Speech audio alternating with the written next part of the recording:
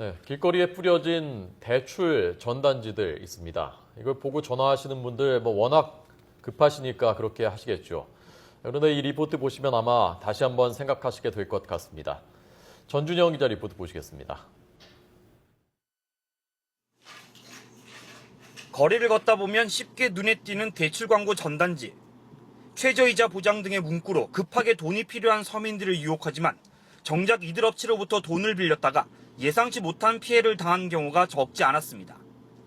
한국소비자원이 대부업체 이용 경험이 있는 소비자 200명을 상대로 실태 조사를 해봤더니 3명 가운데 1명은 돈을 빌린 뒤 크고 작은 피해를 당한 것으로 조사됐습니다.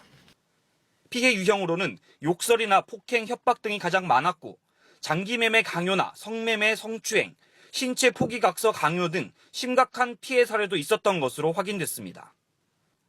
특히 대부업체 이용자들 가운데 과반수는 대출 규모가 본인의 자산보다 많고 대출금 상환 능력도 없는 것으로 나타나 피해가 더욱 커질 수밖에 없었습니다. 게다가 거리에 대출 광고 전단지를 뿌리는 업체들은 대부분 실체도 명확하지 않은 것으로 드러났습니다. 86.3%는 아예 대부업 등록번호를 표시하지 않았고 표시하더라도 확인이 안 되거나 이미 폐업한 등록번호인 경우가 대부분이었습니다.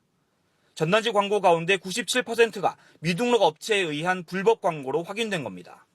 뿐만 아니라 대부업 명칭이나 연체 이자율 등도 대부업법상 의무 표시 사항을 지키지 않은 경우가 많았고 사무실 주소로 표기된 장소들도 확인 결과 대부분 정상적인 영업소가 아닌 일반 가정주택인 것으로 확인됐습니다.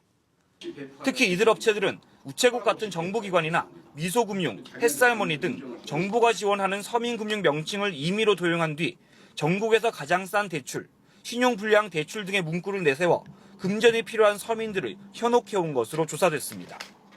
소비자원은 대부업 전단지 광고 업체들이 대부분 불법 업체인 것으로 파악된 만큼 전단지에 표시된 전화번호 사용을 금지하도록 금융당국에 건의할 방침입니다. YTN 전준영입니다.